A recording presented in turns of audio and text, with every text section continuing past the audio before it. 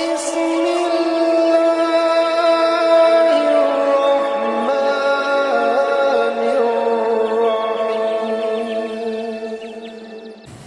نحمده ونصلي على رسوله الكريم اما بعد اعوذ باللہ من الشیطان الرجیم بسم اللہ الرحمن الرحیم رب اشرح لي صدری ويسر لي امری واحلل عقدۃ من لسانی یفقهوا قولی واجعل لي وزیرا من اہلی اللهم صل على محمد وعلى آل محمد كما صليت على ابراہیم وعلى آل ابراہیم انك حمید مجید اللهم بارک علی محمد وعلى آل محمد کما بارکت علی ابراہیم وعلی آل ابراہیم انک حمید مجید۔ الحمدللہ اللہ کے فضل و کرم اور اس کی توفیق سے آج 7 جنوری 2023 کو ہم اپنا 15 روزہ درس جو ہے وہ اپنے وقت مقررہ پر جو ہے وہ منعقد کر رہے ہیں۔ سورہ نساء ہماری چل رہی ہے، اب اپنے تقریباً آخری مراحل میں پہنچ رہی ہے، 2 رکوع سے ہمارے آگے رہ گئے ہیں اس صورت کے۔ آج کی جو ہمارے درس کی پہلی آیت یہ آیت نمبر 163، یہ قرآن پاک کی چند خوبصورت آیات میں سے ایک آیت ہے جس کے اندر جو ہے بہت سارے انبیاء کا تذکرہ جو وہ ایک ساتھ آیا ہے۔ ان کو یعنی کہ انبیاء کے ناموں کا ایک گلدستہ بھی کہا جاتا ہے کہ تقریباً 12 انبیاء کا نام جو ہے وہ اکٹھے ہی آگے پیچھے آیا ہے 2 آیات کے اندر، ایک ہی آیت کے اندر یعنی کہ 11 انبیاء کا اکٹھا نام آیا ہے اور ایک پھر اگلی آیت کے اندر آیا ہے۔ اس طریقے سے ایک مقام جو ہے سورہ نام کے اندر بھی آتا ہے، وہاں بھی اس طریقے سے 18 انبیاء کے اکٹھے نام آتے ہیں کہ وہ ذرا 4 آیات کے اندر پھیلے ہوئے ہیں۔ یہاں ایک ہی آیت کے اندر اکٹھے 11 انبیاء کا تذکرہ آیا اور پھر ایک اگلی آیت میں 12 انبیاء کا یہاں پہ اکٹھا تذکرہ آیا ہے۔ تو یہ قرآن پاک کے خوبصورت مقامات میں سے ایک مقام ہے۔ دیکھتے ہیں آج کے اللہ کا نام لے کے درس شروع کرتے ہیں ایک دعا کے ساتھ کہ اللہ تعالیٰ ہمیں قرآن کا صحیح فہم عطا فرمائے، اس کو صحیح سمجھ کے اپنی زندگی پر ہمیں لاگو کرنے کی توفیق عطا فرمائے۔ اعوذ باللہ من الشیطان الرجیم بسم اللہ الرحمن الرحیم انا اوحینا الیک کما اوحینا الی نوح والنبیین من بعدہ۔ اللہ تعالیٰ اپنے نبی سے مخاطب ہو کے فرما رہا ہے کہ بے شک ہم نے تیری طرف وحی کی، تیری طرف ایک خفیہ پیغام بھیجا، جس طریقے سے ہم نے وحی کی تھی، ایک خفیہ پیغام بھیجا تھا نوح کی طرف بھی اور ان انبیاء کی طرف بھی جو ان کے بعد آئے۔ وحی کا معنی اصل میں جو ہے کہ خفیہ پیغام بھیجنا، کہ جس کو پیغام بھیجا جا رہا ہے صرف اسی کو پتہ چلے اور کسی کو پتہ نہ چلے کہ کیا پیغام آیا۔ وحی کا جو اصطلاحی معنی جو ہے وہ تو یہی لیا جاتا ہے کہ نبیوں کے اوپر جو ہے وحی نازل کی جاتی ہے، لیکن بعض لوگ نا وحی کے لفظ کو غلط استعمال کر کے جو ہے نا استعمال کرتے ہیں کچھ آیات کو لے کے کہ وحی کا مطلب نبی پہ آتی ہے تو لہٰذا وحی کا مطلب یہ ہوا تو وہ نبوت کو جاری کرنے کی طرف نہ لے کے جاتے ہیں بات کو۔ لیکن وحی کا جو اصل حقیقی معنی جو ہے وہ ہے اصل میں خفیہ پیغام، کیونکہ قرآن پاک میں شہد کی مکھی کے والے سے بھی آتا ہے کہ تیرے رب نے شہد کی مکھی کی طرف وحی کی، وہاں پہ بھی یہ الفاظ آتے ہیں۔ اس طرح موسیٰ علیہ السلام کی والدہ کے والے سے آتا ہے کہ انا اوحینا الی ام موسیٰ، کہ ہم نے موسیٰ کی ماں کی طرف وحی بھیجی جب ان کو تابوت میں ڈالنے کا واقعہ آتا ہے کہ وہ پانی میں بہا دیتی ہے ان کو، تو وہاں بھی یہ وحی کے الفاظ ہیں۔ لیکن عورت تو کبھی نبی ہوتی نہ کوئی شہد کی مکھی کبھی نبی ہو سکتی ہے، لیکن وہاں پہ بھی یہ وحی کے ہی الفاظ آئے ہیں۔ تو وحی کے اصل معنی جو ہوتے ہیں یہ خفیہ پیغام بھیجنا۔ تو انبیاء کے اوپر جو وحی آتی ہے وہ اصل میں خفیہ پیغام ہی ہوتی ہے کہ اور کسی کو نہیں پتا تو کسی نبی کو پتا ہوتا ہے اللہ کی طرف سے کیا آرڈر آ رہا ہے۔ تو اس لفظ کو لوگ بعض مس یوز کرتے ہیں، تو ہمیں ذہن میں ہونا چاہیے کہ وحی کے اصل معنی جو ہے وہ خفیہ پیغام پہنچانے کے ہیں۔ تو وحی کا لفظ قرآن میں صرف نبیوں کے لیے خاص نہیں آیا، اور جگہ پہ بھی وحی کا لفظ اللہ نے استعمال کیا ہے۔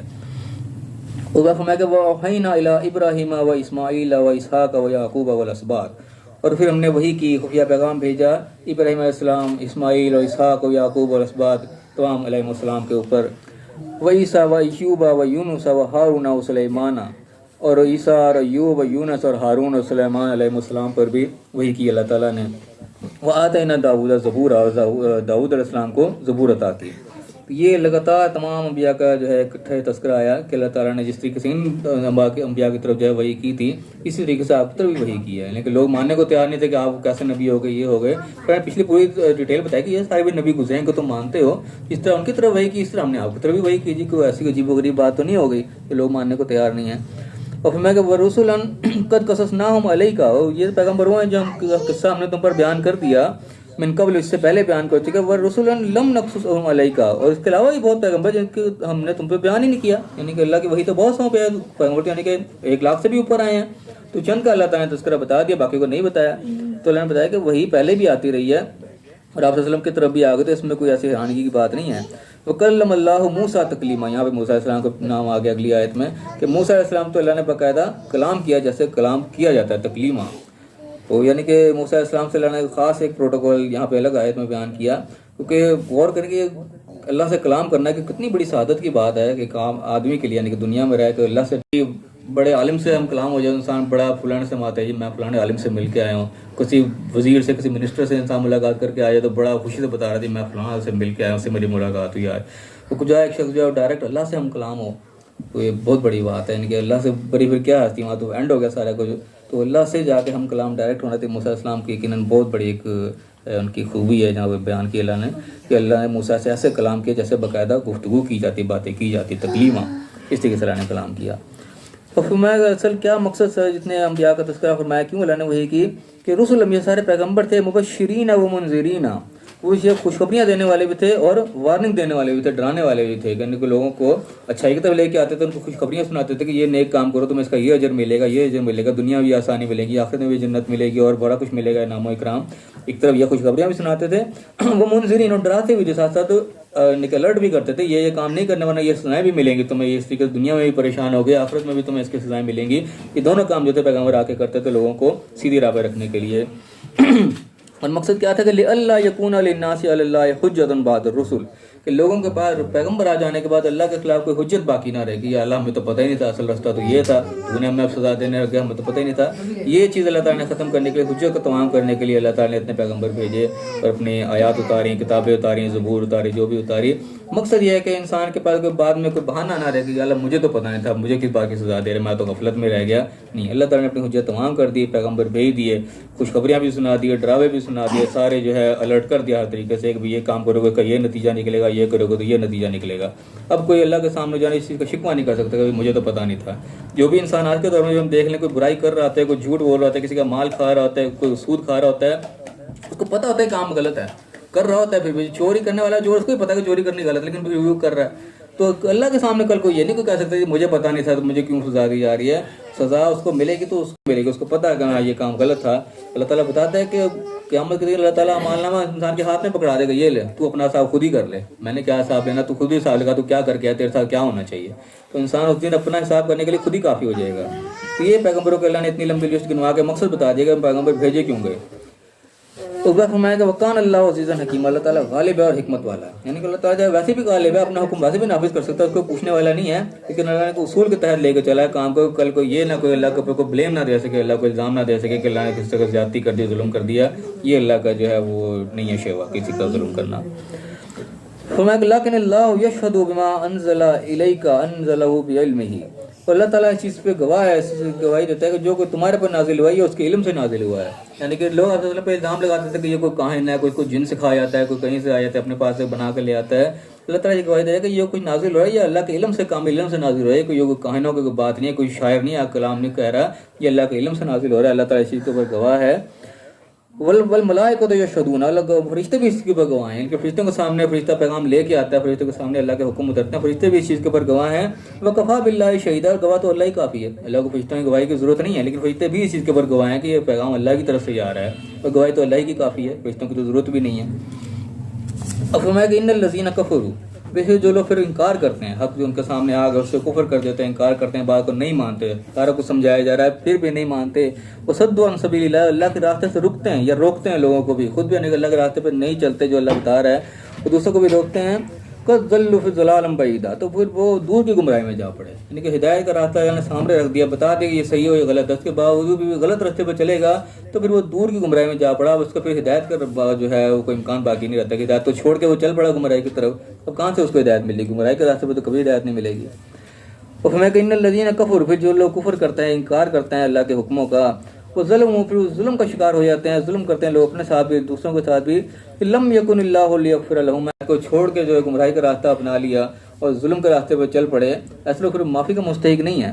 ولا لیہدیہم طریقہ, نہ ہی اللہ ان کو کوئی راستہ دکھائے گا, الا طریقہ جہنم, مگر پھر جہنم کا راستہ دکھائے گا. یعنی کہ جو اللہ کی ہدایت سے پھر منہ موڑ رہا ہے, اللہ کی ہدایت کو انکار کر رہا ہے اور چل رہا ہے دوسرے راستے کی طرف ہی, پھر اللہ کا ہاتھ سمجھو کہ اس کے پیچھے سے اٹھ جاتا ہے, پھر اللہ کی طرف سے کوئی ہدایت پہ نصیب نہیں ہوتی, پھر اللہ اس کو پھر ایک ہی راستہ دکھاتا ہے, پھر وہ جہنم کا راستہ ہے, جہاں تو جانا چاہتا ہے پھر ادھر ہی جا, پھر خالدین فیہا ابدا, پھر ہمیشہ پھر اسی میں پڑا رہے گا, اس کو پھر کوئی چھڑانے والا نہیں ہوگا. وکان ذالک علی اللہ یسیرا, اللہ کے لیے بہت آسان کام ہے. کسی کو جہنم میں پھینک دینا اللہ کے لیے کوئی ایسا مشکل کام نہیں کہ اللہ تو بڑا غفور رحیم ہے, اللہ کسی کو کیسے جہنم میں پھینکے گا, ایسی بات نہیں. وہ غفور رحیم بھی ہے تو ساتھ واحد القہار بھی ہے, پھر وہ عزیز ذو انتقام بھی ہے, انتقام لینے والا بھی ہے. تو کسی کو جہنم میں پھینک دینا بھی ہمیشہ کے لیے اللہ کے لیے کوئی ایسے مشکل کام نہیں، بہت آسان ہے، اللہ پھینک دے گا، اللہ چیز کی پرواہ نہیں کرے گا تم کس امت سے اور پھر کیا ہو کیا نہیں، کس سے نسبت ہے تمہاری، اعمال دیکھے جائیں گے، اعمال بیڑا غرق ہے تو پھر تمہارا ہی بیڑا غرق ہے۔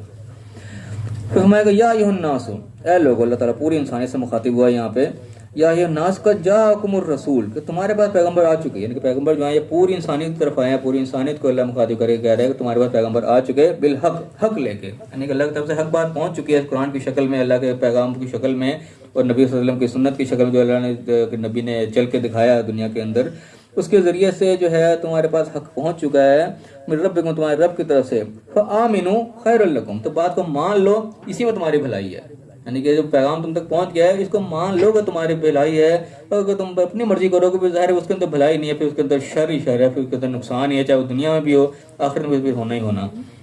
اللہ دو ٹوک الفاظ میں کہہ رہے گا لوگوں تمہارے پاس پیغمبر آ چکے ہیں حق لے کے، تو آمنو ایمان لے آؤ، بات کو مان لو، جیسے کہا جا رہا ہے ویسے کر لو، خیر لکم، اسی میں تمہاری بہتری ہے، اسی میں تمہاری بھلائی ہے۔ وَإِن تَكْفُرُوا، تم کفر کرو گے، نہیں بات کو مانو گے، انکار کرو گے، فَإِنَّ لِلَّهِ مَا فِي السَّمَاوَاتِ وَالْأَرْضِ، آسمانوں میں اور زمین میں جو سب کچھ اللہ کا ہی ہے، لیکن اللہ کا کیا بگاڑ لے گا، تم نہیں مانو گے، اللہ کا تو کوئی نقصان نہیں ہونے لگا، نقصان تمہارا اپنا ہی ہے، تمہاری بہتری ہے، اللہ کے حکم پر چل لیں گے تو دنیا بھی آسان ہو جائے گی، آخرت تو پھر ہے ہی ہے۔ تو اللہ فرمائے انکار کرو گے تو اللہ کچھ نہیں بگڑے گا، سو تو زمین و آسمان ہر چیز اسی کی ہے، پھر تم نے تو چھوڑ کے چلے جانا ہے، رہنا تو سب اللہ کا ہی ہے۔ وکان اللہ علیما حکیم، اللہ تعالیٰ علم والا بھی اور حکمت والا بھی ہے۔ اس کے بعد یہاں پہ اللہ تعالیٰ پھر اہل کتاب سے مخاطب ہے کہ یا اہل الکتاب، اے اہل کتاب، اے کتاب والو، لا تغلو فی دینکم، اپنے دین میں غلو مت کرو، اپنے جو قانون اللہ تعالیٰ نے دیا اس میں تم حد سے آگے مت بڑھو، جس طریقے سے کہ عیسائیوں کے اندر خاطب یہ چیز تھی، ان کے اندر رہبانیت آ گئی کہ دنیا کو چھوڑ دینا، بالکل جا کے جنگلوں میں بیٹھ جانا، یہ چیز جو ہے وہ غلو کے درجے میں چلی آتی ہے کہ تم حد سے آگے بڑھ گئے۔ اللہ تعالیٰ نے یہ نہیں کہا کہ تم دنیا داری بالکل چھوڑ دو، لوگوں سے ملنا جلنا تو کر دو، ملو جلو، دنیا داری بھی لے کے چلو، لیکن ان اصولوں کے تحت چلو جو اللہ نے اصول تمہیں دیے ہیں، یہ نہیں کہ تم اصول کو چھوڑ کے جو تم تو دنیا داری نہیں ہم نے کرنی، یہ چیز اللہ کو مطلوب نہیں ہے، سارے معاملات بھی لے کے چلنے ہیں، لیکن جو اصول اللہ نے بتایا ان اصولوں میں لے کے چلنے ہیں۔ اس طرح آج کل کے دور میں اس کو کہا جاتا ہے کسی کو تقوی کا حیضہ ہو جانا کہتے ہیں، کہ جو تقوی بہت زیادہ ہی تقوی لے کے بیٹھ گیا کہ بس میں نے کسی سے ملنا جلنا نہیں، میں تو نہ کوئی شادی کرنی نہ بیاہ کرنا، میں کسی سے ملنا جلنا نہیں، میں تو کونے میں ہو کے بس اللہ اللہ ہی کروں، یہ چیز اللہ کو پسند نہیں ہے، یہ دین میں غلو کرنے والی بات ہے کہ تم حد سے آگے بڑھ گئے، جو اللہ نے اتنا کہا تم اس سے بھی آگے نکلنے کی کرو، اس چیز کو اللہ نے منع کیا کہ یار اہل کتاب کہہ کے یہاں پہ منع کیا ہے۔ اور قرآن جس وقت نازل ہو رہا تھا اس وقت اہل کتاب جو ہے خاص طور پہ صرف یہودی اور عیسائیوں کو کہا جاتا تھا، کہ قرآن اس وقت نازل ہو رہا تھا کہ باقاعدہ کتاب کی شکل میں مرتب نہیں تھا، تو اس وقت کے اہل کتاب سے خاص طور پہ یہی کہلاتے تھے۔ لیکن آج کل کے کوئی قرآن قیامت تک کے لیے تو اللہ تعالیٰ نے یہاں پہ جامع قسم کے الفاظ استعمال کیے ہیں کہ اہل کتاب آج کل کے دور میں اگر دیکھا جائے تو ایک درجے کے اندر ہم بھی اہل کتاب بن چکے ہیں، اب کتاب ہمارے پاس آ چکی ہے۔ کوئی غیر مسلم اگر کہے گا کسی کو اہل کتاب تو اس کی نظر میں ہم بھی اہل کتاب بھی شمار ہوں گے، ہمیں بھی اہل کتاب ہی سمجھے گا، کیونکہ قرآن کی کچھ آیات ایسی آتی ہیں کہ جہاں پہ تذکرہ یہودی عیسائیوں کو ہی ہو رہا ہے، لیکن وہاں پہ اللہ تعالیٰ نے اہل کتاب نے ان کو کہا، بلکہ باقاعدہ نام لے گا کہ یہودی اور نصرانی، تذکرہ ان دونوں کا ہی ہوا ہے، لیکن وہاں پہ ان کو باقاعدہ نام لے کے ان کو خطاب کیا، کیونکہ وہ ایسے جگہ تھی جہاں پہ اہل کتاب کہتے تو مسلمان بھی اس کے اندر جو ہے وہ رگڑے میں آ سکتے تھے۔ اس طریقے سے ایک آیت آتی ہے کہ یہ تم سے جو ہے یہودی نصارے جو ہیں عیسائی تم سے کبھی بھی راضی نہیں ہوں گے، اس میں آتے کہ ولن ترضی عنک الیہود والنصارى حتی تتبع ملتہم، جب تک تو ان کی ملت کی پیروی نہ کرنا شروع کر دے اس وقت تک کہ یہودی عیسائی جو تیرے سے راضی نہیں ہوں گے۔ وہاں تذکرہ یہودی عیسائیوں کا ہے، وہاں پہ اللہ تعالیٰ نے اہل کتاب کا لفظ نہیں استعمال کیا، ورنہ وہاں بھی یہ کہہ سکتا تھا کہ یہ اہل کتاب تیرے سے کبھی راضی نہیں ہوں گے جب تک تو یہ اللہ تعالیٰ لفظ دونوں لگائے، یہودی اور عیسائی۔ اس طرح آتا ہے کہ یہودی اور عیسائی کہتے ہیں کہ ہم اللہ کے بیٹے ہیں، تو وہاں پہ یہودی اور عیسائی کا لفظ لگایا، وہاں یہ نہیں کہتے اہل کتاب کہتے ہیں ہم اللہ کے بیٹے ہیں، ورنہ آج کی تاریخ میں کوئی اٹھ کے اعتراض کر سکتا ہے کہ تم کہتے ہو کہ ہم اللہ کے بیٹے ہیں، ہم کہیں گے نہیں ہم تو نہیں کہتے، کیوں تمہاری کتاب میں لکھا جی اہل کتاب یہ کہتے، تم اہل کتاب نہیں، تمہارے پاس کتاب نہیں ہے، تمہارے پاس اعتراض اٹھ سکتا تھا اس چیز کا۔ تو اللہ تعالیٰ نے جو خاص آیات ہیں وہاں پہ یہودی اور نصرانی کا لفظ رکھا ہے، وہاں پہ اہل کتاب نے ان کو کہا، لیکن عام طور پہ جنرل جہاں پہ اہل کتاب کا تذکرہ آتا ہے وہاں یہودی عیسائی مراد لیے جاتے ہیں، لیکن آیات جو ہیں یہ جنرل ہیں۔ تو آج کی ڈیٹ میں کچھ آیات ایسی ہیں جو ہم پر بھی منطبق ہوتی ہیں کہ اللہ تعالیٰ یہاں پہ اہل کتاب سے کہہ رہے ہیں کہ اپنے دین میں غلو مت کرو، تو یہ انڈائریکٹلی حکم ہمارے پر بھی آئے تھے۔ آج ہم بھی جو ہے کتاب لے کے بیٹھے ہیں تو ہم کسی دین میں ایسا نہ کریں کہ ہم اپنے جو ہے حد سے آگے بڑھنا شروع کرتے ہیں، کہ پیغمبر کا درجہ بڑھانا ہے تو پیغمبر کو آگے لے گئے، کسی ولی کا درجہ بڑھانا ہے تو اسی کو اتنا آگے لے گئے۔ کسی معاملے میں بھی جو ہے غلو نہیں ہمیں کرنا چاہیے، جو دین ہمارا ہے وہ جو لمٹ اللہ نے رکھی ہے اس کے اندر میں رہنا چاہیے۔ تو یہ اہل کتاب والا لفظ جو ہے بڑا اللہ تعالیٰ نے ایک جامع لفظ استعمال کیا ہے۔ تو اقبال نے فرمایا کہ ولا تقولوا علی اللہ الا الحق، اللہ کی نسبت جو ہے وہ حق بات کو، اس سے علاوہ کچھ نہ کہو۔ بعض لوگ ایسے ہی اپنے دھن میں آ کے جی اللہ نے ایسے کہا جی ایسے کرتے ہیں ایسے کرتے ہیں، چاہے وہ کا بات کہیں لکھی نہ ہو، وہ اپنے دھن میں بس اللہ کے اوپر ڈال دیتے ہیں، اللہ نے یوں فرمایا جی، اللہ کے نبی نے یوں فرمایا، حالانکہ وہ فرمایا ہی نہیں ہوتا. تو اس چیز میں احتیاط کرنے کی ضرورت ہے. اللہ نے کہا ولا تقولوا علی اللہ الا الحق، اللہ کے اوپر جو ہے حق کے سوا کوئی بات مت کہو. ایمینہ کوئی بات جو اللہ کے اوپر کر دو کہ اللہ نے ایسے کہا، دیکھ لو، سوچ سمجھ کے پھر بات کرو. پھر میں کہ انما المسیح عیسی ابن مریم، پھر ان کے آج بات کیا ہے جو عیسیٰ علیہ السلام کے بارے میں کہتے تھے کہ وہ اللہ کا بیٹا ہے اور یہ ہے وہ ہے. ان کو بتایا کہ انما المسیح عیسی ابن مریم، مسیح تھا وہ مریم کے بیٹے عیسیٰ تھے، رسول اللہ، اللہ کے رسول تھے. وہ کلمۃ، اور اس کا ایک کلمہ تھے، یعنی کہ صلی اللہ علیہ وسلم کو یہاں پہ اللہ کا کلمہ کہا گیا کیونکہ بغیر باپ کے پیدا ہوئے. تو ان کو جو ایک کلمہ ایک کن، یعنی کہ ان کو کہا جاتا ہے کہ اللہ کے کن کے حکم سے پیدا ہوئے، کہ اللہ نے کن کہا ہو جائے تو بس وہ ہو گئے، کسی یعنی کہ وہ باپ کی ضرورت نہیں پیش آئی، اللہ کے حکم سے وہ پیدا ہو گئے. تو پھر میں کہ القاہ الی مریم، وہ کلمہ اللہ نے مریم کو طرف القاء کیا، یعنی کہ مریم السلام کے اوپر وہ حکم ہوا ہو جا والا، تو بس وہ ہو گئے، اس میں کسی کی یعنی کہ ضرورت پیش نہیں آئی. وہ روح منہ، اللہ کی طرف سے وہ روح تھے. روح کے بارے میں بھی کہا جاتا ہے کہ روح کیا ہے، وہ امر ربی، روح بھی اللہ کا حکم ہے، یعنی کہ وہ پیدا ہوئی. اسی کے ساتھ آدم علیہ السلام پیدا ہو گئے تھے، اس طریقے سے عیسیٰ علیہ السلام بھی پیدا ہوئے. اس میں ان کو اللہ کا بیٹا کہنے کی ضرورت نہیں. اللہ کہا ہے کہ وہ اللہ کا کلمہ ہے، اللہ کے کلمہ کن سے وہ پیدا ہوئے ہیں، اللہ کا بیٹا والا اس میں کوئی تصور نہیں ہے. فآمنوا باللہ ورسولہ، تم اللہ اور اس کے پیغمبر کی بات کو مانا، جو کام کرنے والا وہ کرو. یہ نہ کہو کہ یہ اللہ کے بیٹے ہیں اور فلانا، جو بھی جو کہا جا رہا ہے اس کے اوپر عمل کرو. تم اپنی طرف سے آگے بڑھنے کی کوشش مت کرو، وہی آگے کے دین میں غلو مت کرو. اور فرمایا کہ ولا تقولوا ثلاثہ، اور یہ تین والی بات مت کرو، تثلیث مت کرو کہ اللہ بھی ہے اور مریم بھی ہے اور عیسیٰ بھی ہے. وہ تثلیث بناتے ہیں مختلف طریقے سے، اللہ مریم اور عیسیٰ کی بھی بناتے ہیں، اللہ اور عیسیٰ اور روح القدس کی بھی بناتے ہیں. دو قسم کی تثلیثیں ان کے پائی جاتی ہیں. تو اللہ نے منع کیا کہ تم یہ تثلیث مت کرو. انتہوا خیر لکم، بعد آ جاؤ اس چیز سے، یہ تمہارے لیے بہتر ہے. انما اللہ الہ واحد، بے شک اللہ جو وہ ایک الہ ہی ہے، اللہ کے سوا اور کوئی نہیں ہے. تثلیث والا معاملہ کوئی نہیں ہے. صاف الفاظ میں اللہ ان کو منع کر رہا ہے. سبحانہ ان یکون لہ ولد، وہ تو اس چیز سے پاک ہے اس کی کوئی اولاد ہو، یعنی کہ اس کو اولاد کی کیا ضرورت ہے. اولاد تو انسان کو نہیں کہ اس لیے ضرورت ہوتی ہے کہ کل کو ختم ہو جائے گا، اس کے آگے اس کا نام چلتا رہے گا، اس کی نسل چلتی رہے گی. تو کل کو بوڑھا کمزور ہوگا، اس کی اولاد اس کے کام آئے گی. اللہ تعالیٰ تو ان چیزوں سے پاک ہے، اس کو اولاد کی ضرورت ہی کوئی نہیں، نہ اس کو موت آنی ہے، نہ اس کو کمزوری آنی ہے، نہ اس کو آگے کوئی بڑھانے کی ضرورت ہے. وہ تو ہمیشہ سے ہمیشہ رہے گا. تو وہ ان چیزوں سے بلند و بالا، اس چیز سے پاک ہے کہ وہ کوئی اولاد بنائے اپنی، یہ اس کے شان کے لائق کی چیز نہیں ہے. لہو ما فی السماوات و ما فی الارض، آسمان اور زمین میں جو کچھ بھی سب اسی کا ہی ہے، اس کو اولاد رکھنے کی کیا ضرورت ہے، وہ تو ہر چیز کا مالک ہے. یہ اس کی شان کے لائق نہیں تم جو اس لیے اولاد تم تجویز کر رہے ہو. اس چیز سے باز آ جاؤ، اسی میں تمہاری بہتری ہے. وکفا باللہ وکیلا، اللہ تعالیٰ جو ہے وہ کارساز کافی ہے. اللہ تعالیٰ تمام کام خود ہی کرنے والا، ہر چیز کا کارساز وہی ہے. اس کو اپنے کو کرندوں کی ایسی ضرورت نہیں کہ اپنے اولاد ہو تو اولاد اس کے کام آئے گی. اللہ تعالیٰ چیزوں سے بری ہے کہ یہ کام تم مت کرو، کہ تثلیث وغیرہ کا جو تم کام کر رہے ہو اس سے تم باز آ جاؤ، یہ تمہارے حق میں بہتر ہے. دوبارہ یہاں پہ ہمارا یہ رکوع مکمل ہوتا ہے. اس کے اندر جو مین پوائنٹس ہیں ان کے اوپر ایک نگاہ ڈال لیں، پھر اس کے مطابق کسی نے کوئی سوال کرنا ہوگا تو وہ. سب سے پہلی بات یہاں جو اللہ تعالیٰ نے اپنے پیغمبر کو مخاطب کر کے فرمائی، اس میں فرمایا کہ ہم نے تیرے طرف اس طرح ہی وحی کیا جیسے تیرے سے پہلے پیغمبر کو وحی کی تھی. اس میں نوح علیہ السلام اور دوسرے نبی اور تمام انبیاء کی لسٹ گنوائی گئی. ان تمام کی طرف بھی وحی کی اللہ تعالیٰ نے. تو اسی طریقے سے تیری طرف بھی وحی آئی ہے. اور مقصد کیا بتایا وحی کا کہ یہ تو پیغمبر تم سے ہم نے بیان کر دیا، اس کے علاوہ پیغمبر یہ تو ہم نے تم سے بیان نہیں کیے. اور موسیٰ علیہ السلام نے سے اللہ نے کلام کیا براہ راست. تو مقصد کیا تھا کہ یہ پیغمبر جتنے بھیجے وہ مبشرین و منذرین تھے، خوشخبریاں دینے والے تھے اور ڈرانے والے تھے، وارننگ دینے والے تھے. یہ اصل میں کام ہے کہ لوگوں کو اچھی باتیں بتا کے اچھائی کی طرف لایا جائے، ان کو خوشخبری سنا کے، اور برائیوں سے روکا جائے، ان کو ان چیزوں سے ڈرا کے کہ اللہ تعالیٰ کے جو ہے وعید ہیں اور عذاب کا جو طریقہ کار ہیں وہ بتا کے لوگوں کو متنبع کیا جائے کہ وہ سیدھے راستے کی طرف چلیں، نہ ادھر کو بھٹکیں نہ ادھر کو بھٹکیں، اپنے سیدھے راستے کے اوپر چلیں. یہ پیغمبروں کا مقصد تھا اصل میں. اور پھر اللہ نے مقصد کیوں پورا کیا کہ کل کو اللہ کے اوپر کوئی الزام نہ دے، اللہ کے سامنے کوئی حجت نہ قائم کرے کہ اللہ مجھے تو پتہ نہیں چلا. اللہ تعالیٰ نے اپنی حجت تمام کر دی، ہر شخص تک جو پیغام اللہ نے پہنچا دیا. کل کو کوئی اللہ کے اوپر الزام نہیں دے سکتا اس چیز کا. پھر اللہ نے بتایا کہ جو کچھ نازل ہو رہا ہے یہ اللہ کے علم سے نازل ہو رہا ہے، لوگوں کی باتوں میں کچھ نہیں رکھا. اس چیز کے فرشتے بھی گواہیں کہ جو کچھ بھی اللہ کے علم سے آ رہا ہے وہ گواہی اللہ ہی کی کافی ہے. کسی کے کہنے سے کوئی فرق نہیں پڑنے لگا کہ کسی کے اور کا قول نہیں ہے، کسی کاہن کا، کسی شاعر کا نہیں ہے، بلکہ اللہ کے علم سے، کامل علم سے نازل ہو رہا ہے جو کچھ بھی آیا ہے. اور پھر میں کہ جو لوگ پھر کفر کرتے ہیں، انکار کرتے ہیں، اللہ کی بات کو نہیں مانتے، جو راستہ اللہ نے دیا ہے اس سے لوگوں کو روکتے ہیں، تو وہ بہت دور کی گمراہی میں پھر جا پڑتے ہیں. ان کو پھر ہدایت ملنا مشکل ہو جاتا ہے.